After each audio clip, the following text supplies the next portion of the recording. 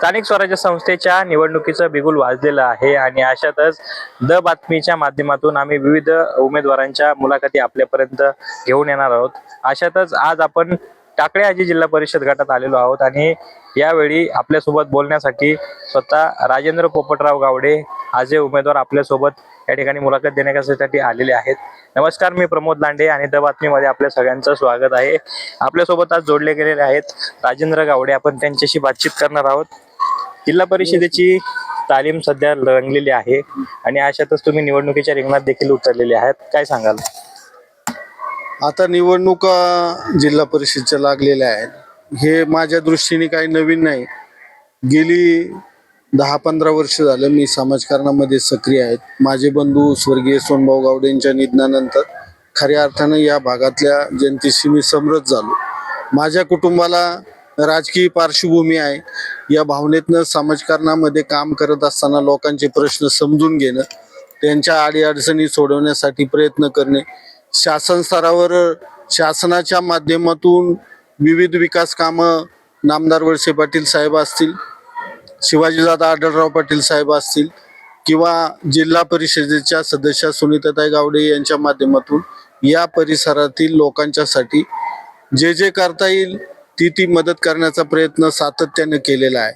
आणि मला एक माहित आहे की ज्यावेळेस आपण समाजातील शेवटच्या घटकामध्ये आपल्या कार्यकर्तृत्वातनं कामाच्या माध्यमातून ज्यावेळेस विश्वास निर्माण करतो की हा कामाचा माणूस आहे, त्यावेळेस निश्चित जनता पाठीशी उभी राहिल्याशिवाय राहत नाही।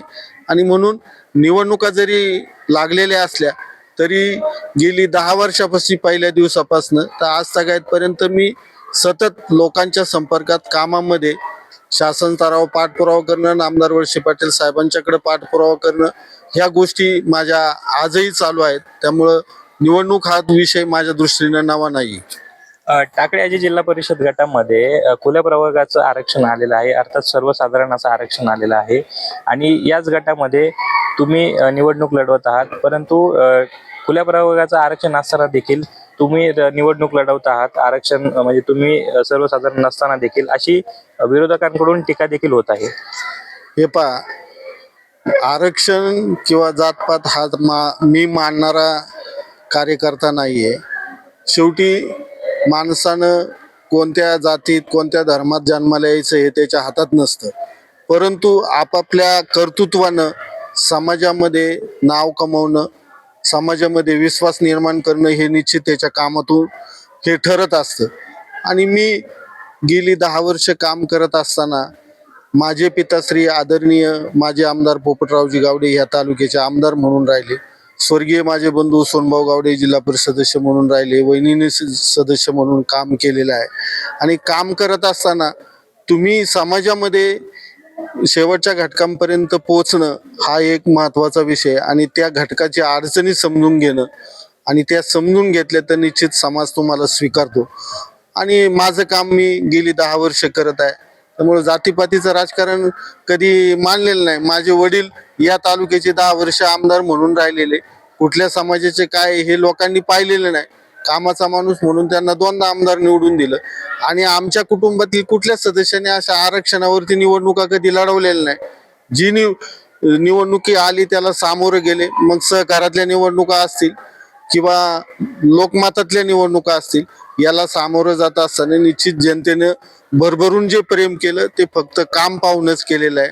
आणि मी जसं जन्मलो तसं आमच्या घरात राजकारण आहे। माझे वडील तेव्हापासून राजकारण करतात।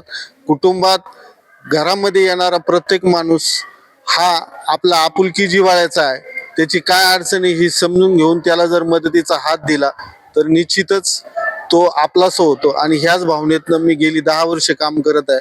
त्यामुळे तो कुठल्या समाजाचा माणूस आहे आणि कुठल्या धर्माचा माणूस आहे हे कधी पाहिलेलं नाही। येणाऱ्या माणसाला मदतीचा हात देणं एवढंच काम माझ्यासारख्याने केलंय। आणि म्हणून निवडणुकीला हे कुठलं आरक्षण यापेक्षा काम हेच माझं आरक्षण आहे। नक्कीच 1962 पासून ते आज तागायत, जसं तुम्ही सांगितलं की स्थानिक स्वराज्य संस्थेपासून ते विधानसभेपर्यंत तुम्हाला तुमच्या घरामध्ये अनेक पद तुम्हाला तुमच्या घराला मिळालेले आहे। तर या कालावधीमध्ये असं कोणतं काम राहिलं आहे किंवा करायचं राहिलं आहे की येणाऱ्या काळामध्ये तुमच्या माध्यमातून तुम्ही करू इच्छिता? असं जसा दिवस बदलतो तसं कामाचं स्वरूप बदलत असतं. कुठलीही कामं एकदा पूर्ण झाली तर ती पूर्ण झाली असं म्हणता येत नाही, त्याच्यातून नव्याने प्रश्न निर्माण होत असतात. हा परिसर मुख्यतः शेतीप्रधान असणारा आमचा भाग बीड भाग म्हणून आहे. या भागातलं सर्वसामान्य कुटुंबाचं शेती हेच उपजीविकेचं साधन आहे आणि म्हणून शेतकऱ्यांच्या गरजेचे जे जे प्रश्न आहेत ते सोडवण्यासाठी सातत्यानं आमचे वडील असतील, वहिनी असतील, बंधू यांनी प्रयत्न केलेले आहेत.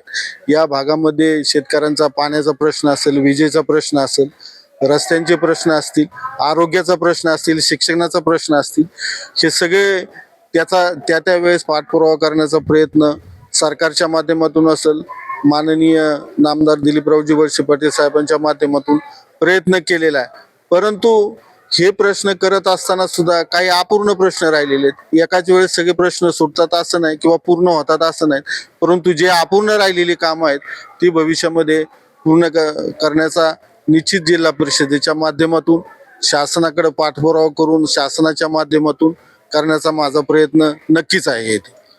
एकेकाळी माजी आमदार पोपटराव गावडे असतील, त्याचप्रमाणे तुम्ही देखील असाल. तुमच्यासोबत तुम्ही राजकारण करत असताना तुमच्यासोबत अनेक सहकारी होते, पण आज ते सहकारी तुमच्यासोबत नाहीये आणि ते प्रतिस्पर्धी म्हणून तुमच्या समोर आज उभे आहेत. कसं पाहता या राजकारणाकडे? कसं आहे की माणूस किती मोठा किती छोटा याहीपेक्षा त्याचं कर्तृत्व हे मोठं असतं. ज्यांना आम्ही बरोबर घेऊन चालत होतो, राजकारणाच्या ईर्ष्या प्रत्येकाला असतात. कदाचित त्यांची राजकीय ईर्ष्या वाढलेली असेल आणि लोकशाहीमध्ये यामध्ये जर कोणी वेगळी भूमिका घेतली तर त्याला जनता निश्चितच आपल्या मताच्या रूपानं सांगतील. शेवटी ही लोकशाही आहे. कोणी काय भूमिका घ्यायची हे ज्याचा त्याचा प्रश्न आहे. आज टाकळी या जिल्हा परिषद गट बऱ्याच चर्चेमध्ये देखील आहे. तुमच्या गटावरती इतरांचा देखील डोळा आहे. म्हणजे थोडक्यात पाहायचं झालं तर देवदत्त निकम असतील, मंगलदास बांदल असतील, यांनी देखील तुमच्या गटामध्ये चाचपणी केल्याची देखील अशी चर्चा इथं रंगलेली आहे. नाही, कदाचित असंही असू शकेल हे ते, परंतु कोण इकडं इच्छुक लढायला आहेत याचा मी कधी विचार केला नाही. मी आणि माझं काम हेच कायम श्रेष्ठ मानलेलं आहे. शेवटी ही लोकशाही, ज्या टाकळ्याची जिल्हा परिषदेतील जनता सुज्ञ आणि हुशार आहे, यांनी सगळ्यांनी माहीत आहे की कोण आपल्या कामाचा माणूस आहे.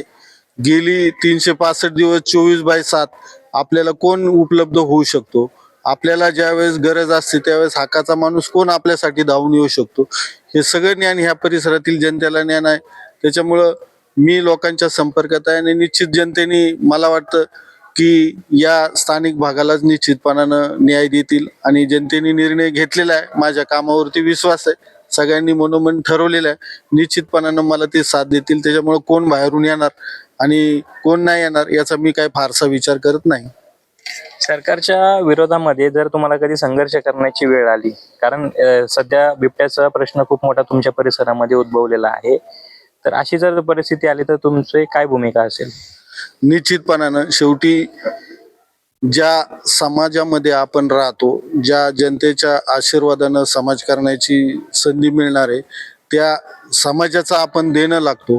त्यामुळं कुठलं सरकार आहे, कुठल्या पक्ष सत्तेत आहे यापेक्षा जनता जनार्दन महत्वाचा आहे.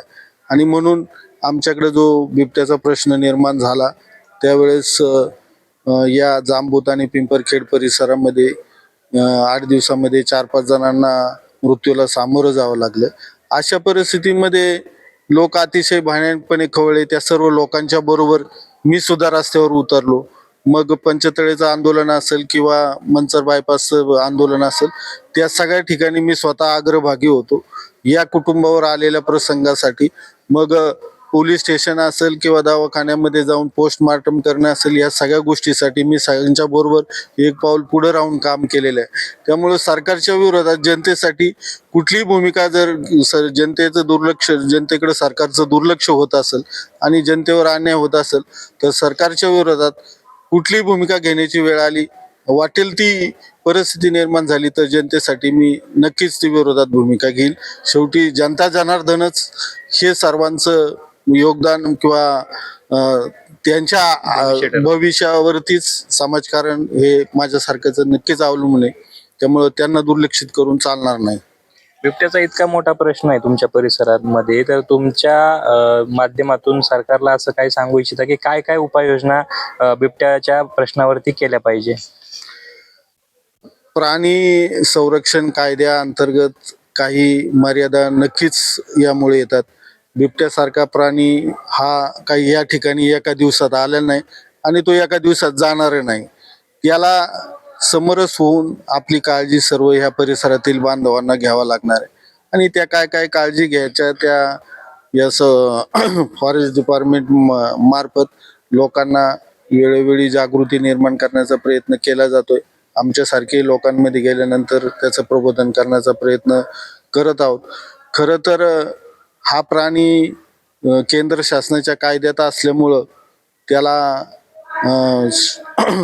मारण्याची परवानगी माणसांना नाही किंवा काहींचं लोकांचं असं म्हणणं होतं की नसबंदी त्याच्यावर केली पाहिजे. नसबंदी करण्यासाठी सुद्धा त्याच्या प्रयत्नशील त्याच्या पाठीमागं आहे. आणि हे सगळे करत असताना कायद्याच्या अधीन राहून लोकांना बरोबर घेऊन याच्यासाठी मार्ग काढणं निश्चितपणानं माझ्यासारखा प्रयत्नशील राहील. आता अलीकडच्या काळामध्ये ज्यावेळेस हा संघर्ष उभा राहिला त्यावेळेस नामदार दिलीपरावजी वळसे पाटील साहेबांनी तातडीनं अजितदादा उपमुख्यमंत्री महाराष्ट्र राज्य पालकमंत्री पुणे जिल्हा यांच्या कानावरती हा विषय घातल्यानंतर जिल्हा नियोजनच्या माध्यमातून 2 कोटी रुपये त्यांनी उपलब्ध करून दिले. शासन स्तरावर पाठपुरावा केल्यानंतर वनमंत्र्यांच्या समवेत शासन स्तरावरती उच्च अधिकाऱ्यांच्या समवेत बैठक झाली. त्यावेळेस पिंजऱ्यासाठी 10 कोटी रुपये मंजूर केले. या नसबंदीचा प्रस्ताव केंद्र शासनाकडे पाठवण्यासाठी त्याचा पाठपुरावा वनमंत्री मुख्यमंत्र्यांच्या माध्यमातून केंद्र सरकारकडे चालू आहे. आणि जे नरभक्षक बिबटे आहेत त्यांना शूट ॲट साईट असा आदेश आदरणीय वनमंत्र्यांनी दिलेला आहे. त्याबाबतही कारवाई झालेली आहे. पण हे एकंदरीत सगळं होत असताना सुद्धा की याबाबत नागरिकांनी जागृत राहणं तितकंच गरजेचं आहे. आणि ती जागृती होण्यासाठी सर्वसामान्य जनतेबरोबर माझ्यासारखा कार्यकर्ता सदैव नक्कीच राहणार आहे. टाकळी आजी जिल्हा परिषद गटात सध्या राजकारण करत आहे आणि आता काही दिवसांनी निवडणूक देखील होणार आहे. परंतु टाकळी आजी गटातील जनतेने तुम्हाला का निवडून द्यावं? हा छान प्रश्न तुम्ही मला विचारला. खरं तर आमचा हा टाकळी जिल्हा परिषद गट म्हणजे एक कृषी प्रधान असणारा भाग आहे. कुकडी आणि घोड नदीच्या तीरावरती हा आमचा संपूर्ण परिसर येत आहे. मी स्वतः कृषी पदवीधर आहे. BSc ॲग्री झालेला आहे. MA पूर्ण केलेला आहे आणि डिप्लोमा इन एज्युकेशन मॅनेजमेंटमध्ये मी पदवी घेतलेली आहे. या माझ्या शिक्षणाचा उपयोग निश्चितच या भागामधल्या असणाऱ्या शेतकरी बांधवांसाठी करण्याचा माझा मानस आहे.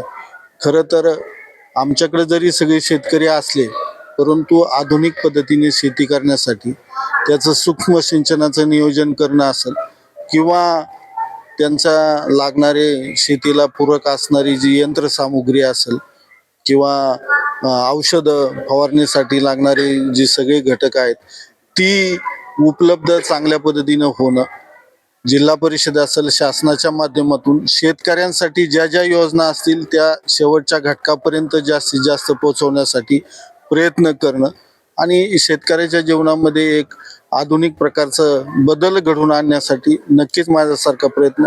मग शिक्षणासारखा हे असेल, मी एका शिक्षण संस्थेचा सचिव म्हणून काम करतो. आमच्या ग्रामविकास शिक्षणमध्ये जवळपास 4,000 विद्यार्थी शिकत आहेत. त्यामुळे रोजच्या व्यवस्थापनामध्ये मी काम करत असताना मला अनुभव आहे. त्याच पद्धतीने या परिसरातल्या जिल्हा परिषद प्राथमिक शाळा असेल किंवा इतर माध्यमिक शाळा असेल, उच्च माध्यमिक शाळा असेल, या शाळांमध्ये शिक्षित घेणारे सर्व विद्यार्थ्यांना चांगल्या पद्धतीचं शिक्षण मिळण्यासाठी भौतिक सुविधा, डिजिटल शाळा निर्माण करणं यासारखेचे उपक्रम असेल ते राबवण्यासाठी शासन स्तरावरती निश्चित प्रयत्न करणं. त्यानंतर खऱ्या अर्थानं आरोग्य विभागात शेतकऱ्यांचं आरोग्य सुद्धा तितकं मोलाचं आहे. आमच्या टाकळी जिल्हा प्राथमिक आरोग्य केंद्र आहे, कवठे या गावी प्राथमिक आरोग्य केंद्र आहे, मलटण या ठिकाणी ग्रामीण रुग्णालय आणि इतर गावामध्ये सुद्धा या चांगल्या पद्धतीनं आरोग्य सुविधा उपलब्ध होण्यासाठी पुणे जिल्हा परिषदेच्या माध्यमातून जास्तीत जास्त निधी आणून एक आरोग्याच्या सुविधा या परिसरामध्ये चांगल्या पद्धतीनं नियोजन करण्यासाठी याचा मी निश्चित पाठपुरावा करणार आहे. खरं तर मला तुम्ही हा प्रश्न विचारला की का निवडून द्यावं, म्हणून मला आवर्जून सांगू असं वाटतं की मला ह्या जिल्हा परिषदेमध्ये कुटुंबामध्ये यापूर्वी जिल्हा परिषद सदस्य असल्यानं एक जिल्हा परिषदेचा अनुभव आहे, राजकीय पार्श्वभूमी आहे. माझ्या राज्याच्या उपमुख्यमंत्र्यापासून अनेक मंत्री आमदारांपर्यंत माझा संपर्क आहे. या सगळ्याचा उपयोग या जिल्हा परिषद गटाच्या विकासासाठी करत असताना नामदार दिलीपरावजी वळसे पाटील साहेबांसारखं की ज्यांच्या कार्याचा दबदबा राज्यभर आहे, विरोधक सुद्धा त्यांच्या कार्याची स्तुती करतात, अशा नेत्यांच्या बरोबर काम करत असताना या टाकळ्याची जिल्हा परिषद गट हा संपूर्ण जिल्ह्यामध्ये एक मॉडेल जिल्हा परिषद गट म्हणून, एक विकसित गट म्हणून मला त्याची ओळख निर्माण करायची आणि ती माझ्या भविष्यात माझ्या कार्यातून मी ती निर्माण करून नक्कीच दाखवल, अशी ग्वाही तुम्हाला या ठिकाणी मी देऊ इच्छितो, जनतेला पण देऊ इच्छितो. धन्यवाद. नक्कीच तुम्ही ज्याप्रमाणे सांगितलं की टाकळी आजी जिल्हा परिषद गट हा तुम्ही एक मॉडेल उभं करणार, ही यासाठी तुम्हाला खूप खूप शुभेच्छा. तर हे होते राजेंद्र पोपटराव गावडे, यांच्याशी आपण दिलखुलास गप्पा मारल्या. अनेक विषयांवरती आपण चर्चा देखील केलेली आहे, त्यांनी त्या प्रश्नांची उत्तरं देखील दिलेली आहे. अशाच नवनवीन मुलाखती पाहण्यासाठी आमच्या द बातमी या यूट्यूब चॅनलला लाईक करा, शेअर करा आणि सबस्क्राईब करायला मात्र विसरू नका. धन्यवाद.